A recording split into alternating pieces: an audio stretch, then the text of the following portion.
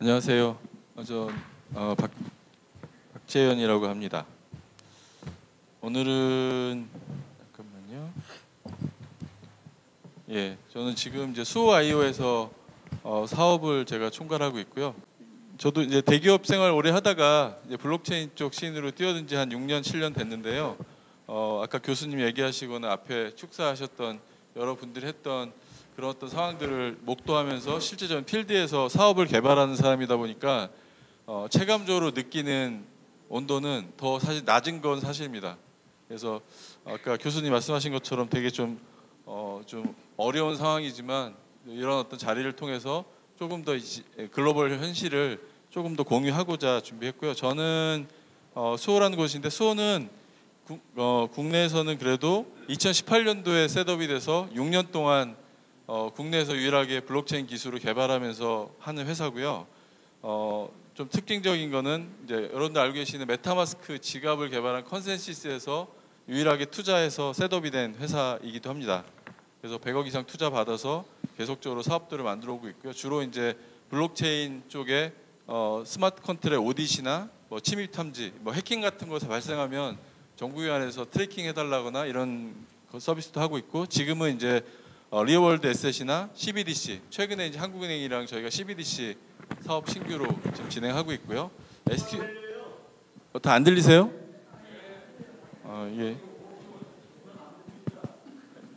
생음악으로 할까요? 생으로 할까요? 좀 더 안 들려요? 좀 최대한 한번 크게 한번 해보도록 하겠습니다.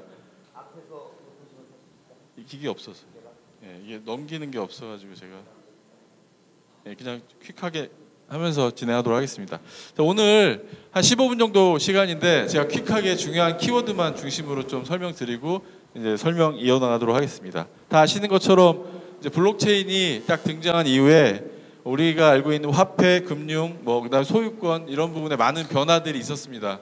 그래서 화폐는 우리가 흔히 알고 있는 암호화폐, 그다음에 CBDC, 금융권에서는 디파이, 지금 얘기 많이 하고 있는 STO, 이런 부분들, 그리고 이제 소유권은 NFT, 이런 어떤 많은 변화들이 실제 저희한테 블록체인이 가져온 변화이고요. 특히 이제 금융 쪽에서는 그 변화가 더 큰 상황입니다. 그래서 일반적인 전통 금융들이 사실 블록체인하고 이렇게 매핑 시켜보면 통장에서부터 시작해서 대출, 화폐, 결제, 파생 상품에 이르기까지 우리나라는 사실은 굉장히 네거티브한 정책이나 이런 것 때문에 접하기 힘들지만 이미 이제 글로벌 시장에서는 비트코인 ETF를 필두로 해서 엄청나게 많은 금융 상품들이 만들어져서 실제 리얼월드에서 돌고 있는 상황이고요.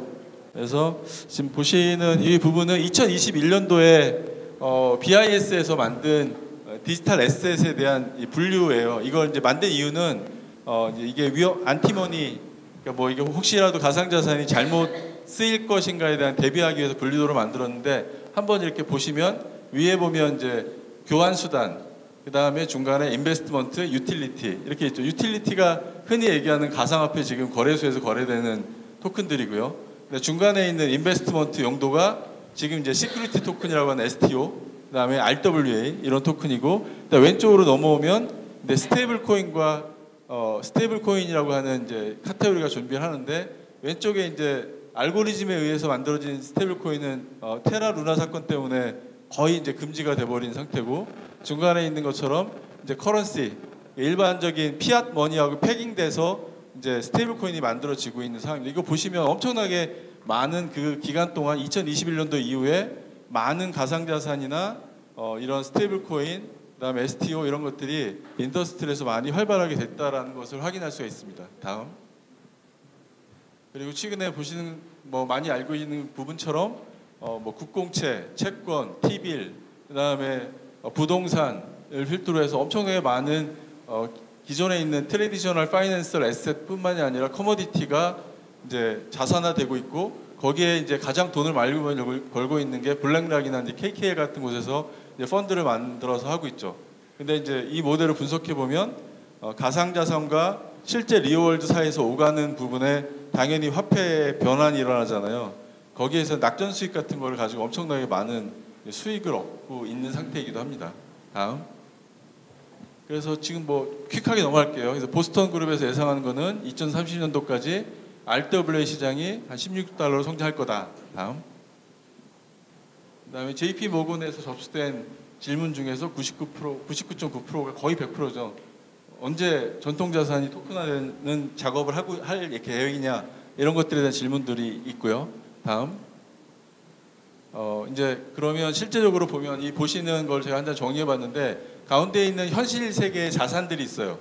그 현실 세계 자산 중에서 디지털 소유권은 우리가 흔히 얘기하는 실물 자산 기반의 NFT를 통해서 이제 거래가 된 시장이 만들어져 있는 상태고 오른쪽에 있는 우리가 얘기하는 이제 증권형 실물 연계 증권이죠. 그러니까 수익증권이나 계약증권이 토큰화돼 가지고 거래하는 게 이제 STO라고 얘기하는 부분이고 실제 법정화폐 측면에서 보면 이제 스테이블 코인과 중앙은행이 만드는 CBDC 그리고 이제 밑에 쪽에 이런 디파이가 옛날에는 이제 가상자산 기반의 디파이잖아요. 가상자산을 기반으로 해서 걔를 레버리지해서 만드는 알고리즘적인 디파이라면 지금은 이제 실물 기반의 디파이 프로그램이 만들어져서 실제 그 디파이 프로그램들이 이제 이게 실제 지금 벌어지고 있는 디지털 자산 시장의 가장 중요한 이제 키워드들이고 이쪽 산업이 계속적으로 지금 커나가고 있는 과정이다 이렇게 보시면 될 것 같습니다. 그래서 오늘 뒷부분은 간단하게 중요한 부분 알아야 될 부분만 제가 정리하고 마무리 이제 하도록 하겠습니다. 다음. 먼저 이제 스테이블 코인 보면 2014년도에 USDT가 만들어진 이후에 2023년도에 페이팔 USD가 만들어질 때까지 많은 이제 발전들이 있었어요.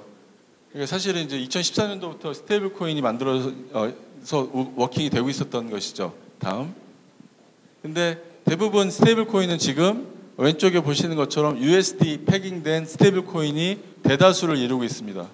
그리고 두 번째가 유로 패깅된 사실 멀티 패깅된 것보다는 단일 이제 패깅되어 있는 스테이블 코인이 활성화되고 있는데 저 스테이블 코인의 의미는 뭐냐면 스테이블 코인이 가상화폐의 세상과 제도권 세상을 연결해주는 수단이에요.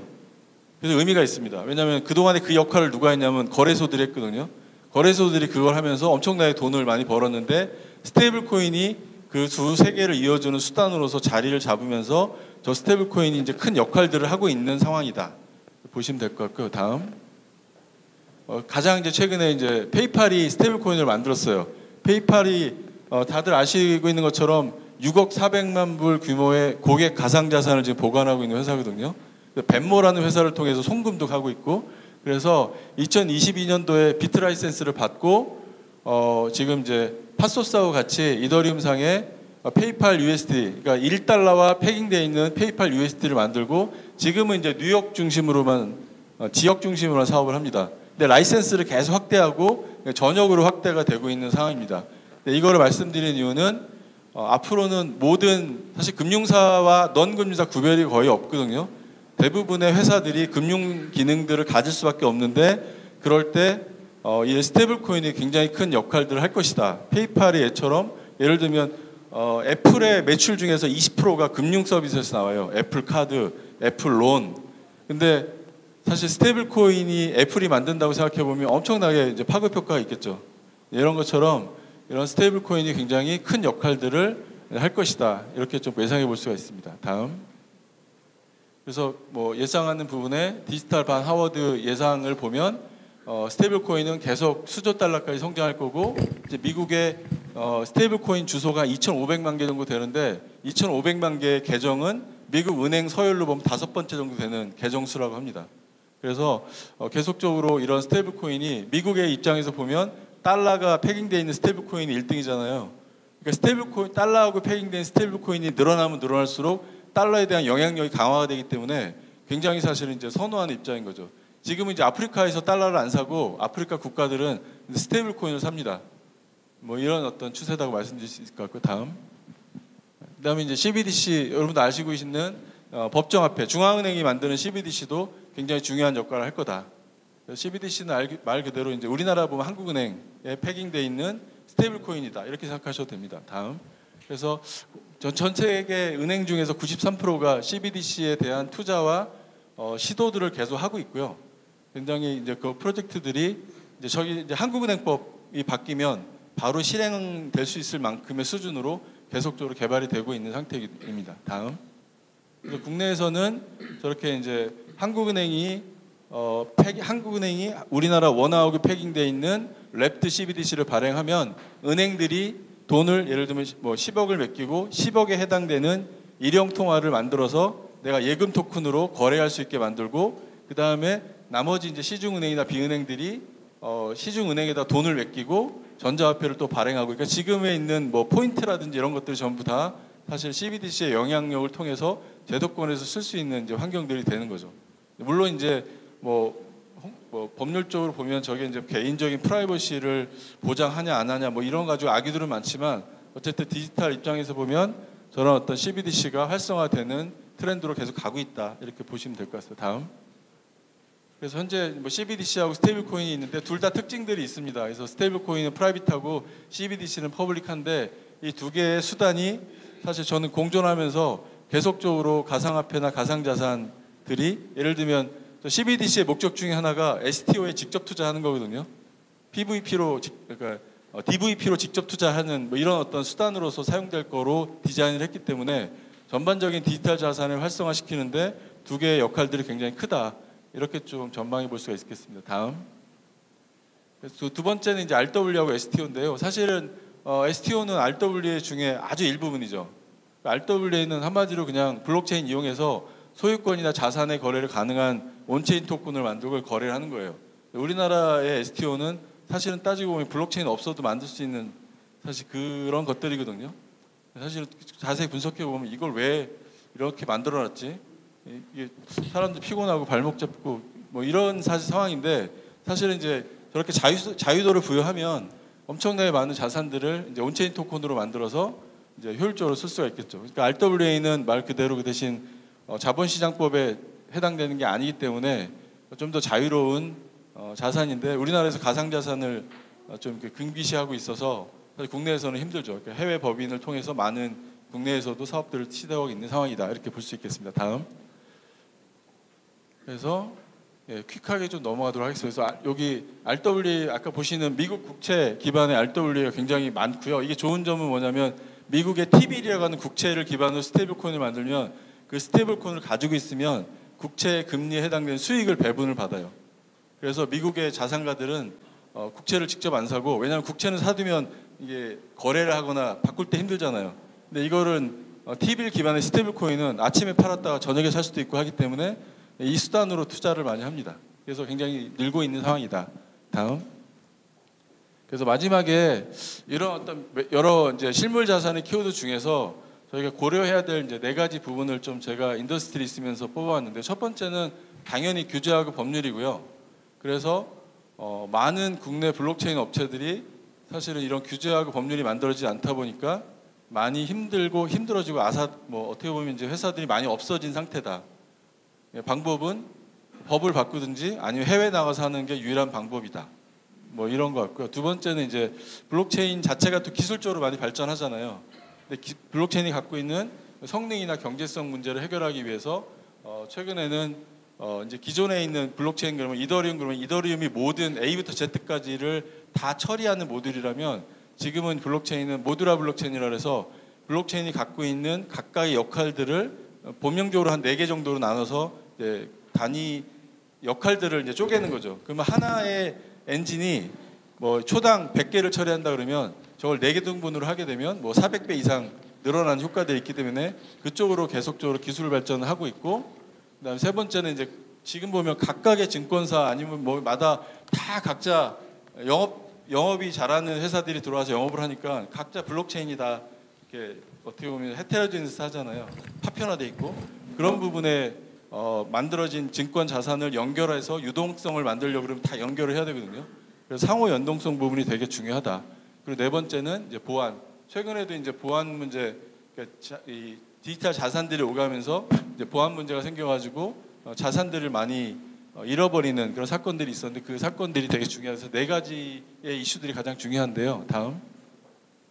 그래서 그 중에서 제일 중요한 이제 뭐 기술적인 부분만 설명드리면, 제일 위쪽에 보면 이제 왼쪽이 모놀리틱 체인이라 해서 지금 이더리움이나 솔라나나 이런 또 모든 메인넷 체인들이 모든 기능들을 하나로 다, 한 덩어리로 다 수행을 하는데, 저걸 다 쪼개는 겁니다.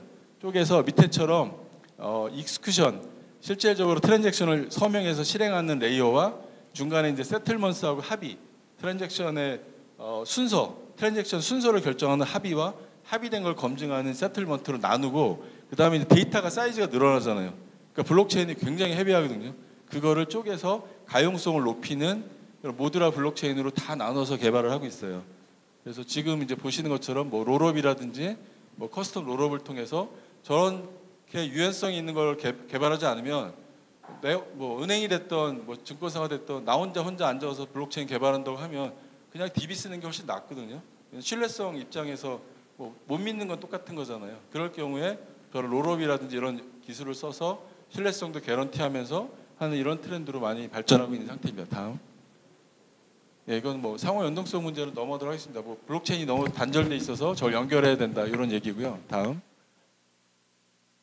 그다음에 이런 상호 연동성을 연계하기 위해서 미국의 스위프트나 뭐 연방준비제도, JP모건 이런 곳에서는 이제 블록체인이 파편화될 걸 대비해서 저걸 연결하는 인프라 사업들을 굉장히 많이 합니다. 많이 하는 이유가 뭐냐면 저 인프라를 잡으면 결국 망을 잡는 거거든요. 그러니까 망이라는 인프라를 잡으면 우리나라가 국제 송금망 쓰려고 그러면 스위프트를 써야 되잖아요. 그럼 스위프트에 매년마다 돈을 내고 있거든요. 울며 겨자 먹기로. 그러니까 저런 헤게모니를 잡으려는 노력들이 되게 중요하다.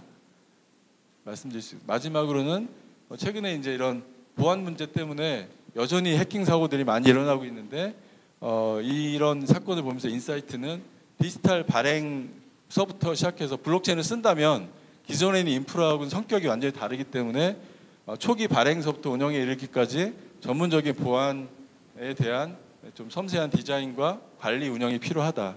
이렇게 좀 말씀드릴 수가 있겠습니다. 다음.